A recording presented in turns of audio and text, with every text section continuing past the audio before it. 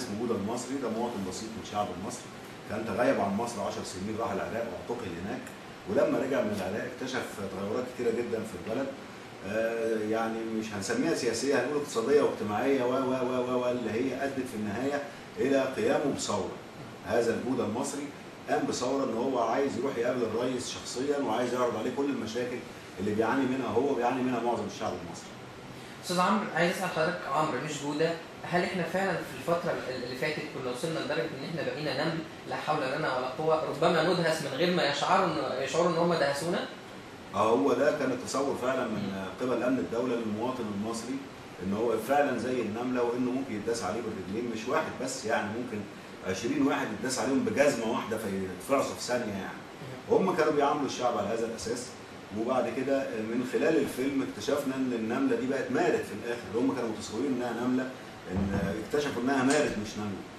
طب يعني حضرتك لما رحت مهرجان كان استقبال الناس للفيلم المصري للوفد المصري لما راح، ولان يعني احنا كنا ضيف شرف المهرجان السنه دي، فقول لي استقبال الشعب الفرنسي والجاليات العربيه داخل المهرجان. والله استقبال حافل جدا وجميل جدا، ورد فعل عن الفيلم انا ما تصورتوش وما حلمتش بيه، يعني رد فعل فوق الوصف والخيال، مش عارف حتى اوصفه. بس برضه كان وقتها اللي بيجي في ذهني اكتر ان يا ريت جمهورنا المصري والعربي يشوف هذا الفيلم، مش الاجانب بس يعني. والجاليات العربيه اللي هناك برضه كان رد فعلهم مش ممكن ابدا يعني انا بكيت بعد عرض الفيلم من رد فعل الناس. استاذ عمرو، هو سؤال بره الموضوع بس حابب اخد راي حضرتك، من وجهه نظرك ليه الفنان رفض ان هو يطلع مع الوفد اللي طالع مهرجان كان؟ لا انا اعرف ان عمرو كان في المهرجان، ما رفضش ولا حاجه، بس هو كان عنده هناك شويه مشاريع وعنده شويه مقابلات وعنده شويه مواعيد، فهي دي اللي خلته يأثر شويه في التواجد يعني اثناء المهرجان.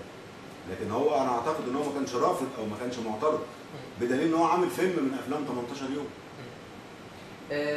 رد فعل الجمهور المصري وقت عرض الفيلم، بعض الناس كانت بتقول كفايه سياسه، البرامج والاخبار عماله تجيب سياسه، عايزين سينما ترفيهيه، والبعض الاخر بيقول لا عايزين سينما بجد، عايزين سينما بتناقش مواضيعنا وبتناقش قضايانا. الفيلم لما نزل رد فعل الجمهور كان مايل لايه اكتر يا استاذ عمرو من وجهه نظرك؟ والله الجمهور اللي دخل الفيلم ما اعترضش على الفيلم، طلع الحمد لله مبسوط جدا من الفيلم وبيقول هندخله تاني وتاني. اللي شايف ان هو متشبع سياسه ومش عايز يشوف الفيلم عشان الفيلم فيه سياسه ما يشوفوش.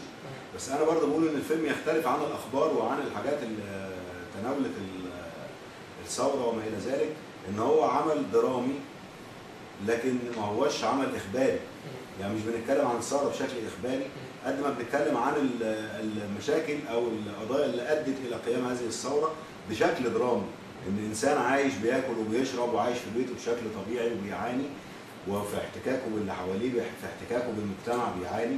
فده ما شفناهوش في الثوره، احنا بس شفنا الثوره ان الناس واقفه سائره وليها مطالب مشروعه، لكن ما شفناش مثلا هو فلان ده خارج من بيتهم حصل له ايه، وفلان ده ايه اللي خلاه يروح الميدان ويعترض ويثور، ايه اللي وصله لهذه الحاله، ما شفناهوش في الثوره، بس ممكن نشوفه من خلال الفيلم.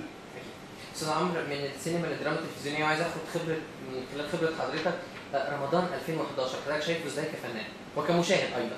ما اقدرش اتنبأ، ما اقدرش اتوقع يعني، لكن اتمنى انه يكون على قدر ثقة الناس بالاعمال الفنية، او على قدر انتظار الناس للفنانين لما يقدموه من اعمال فنية تحترم ارائهم وتحترم رغباتهم وتحترم توجهاتهم، مش ان انا اعمل عمل وخلاص، او ان احنا بنعمل عمل وينزل وخلاص لان رمضان سوق الدراما. لا يعني انا اتمنى ان احنا نقدم حاجات تفيد الناس اكتر. البعض بيقول بسبب قله الانتاج الدراما المصريه هتتراجع، والدراما السوريه والخليجيه وربما التركيه هي اللي هتاخد حيز في رمضان 2011. تعليق حضرتك على الموضوع ده؟ الله اعلم، هي وجهات نظر، لكن الواقع لسه ما حدش يعرف هو ايه. يعني لما تتعرض الاعمال في رمضان ونشوف نسبه المشاهده او مين الاعمال اللي ناجحه وعليها اقبال كتير هنقدر نقيم ساعتها، لكن النهارده كلنا بنتوقع، لكن ما حدش يقدر يقول راي نهائي، لان لسه يعني النهارده مثلا هيلعبوا الماتش بعد بكره، ينفع اقول لك النتيجه النهارده؟ ما ينفعش، استنى اما اشوف الماتش وظروف الماتش ايه وبعدين اقدر وانا اثناء الماتش اتنبأ بالنتيجه. هل كنت ناوي تدخل رمضان 2011 بعمل درامي؟ لا لغايه دلوقتي ما فيش عمل ان انا اعمله 2000، خلاص رمضان على الابواب يعني. طيب 2012 هل حضرتك تنتمي برضه ان شاء الله في رمضان المواسم اللي جايه هتبقى يبقى والله ما عنديش نيه معينه، ولكن انا منتظر بس الورق اللي بيتعرض عليا، ان انا الاقي ورق يخليني انتمي اليه واحبه وابقى عايز اعمله، فساعتها ممكن اعمله. لكن دلوقتي ما اقدرش اقول هعمل ولا مش هعمل. بالتوفيق والف مبروك على المسلسل، الف مبروك عفوا على الفيلم، وان شاء الله نبقى متابعين كل اخبارك يا استاذ عمرو. الله يخليك، شكرا جزيلا.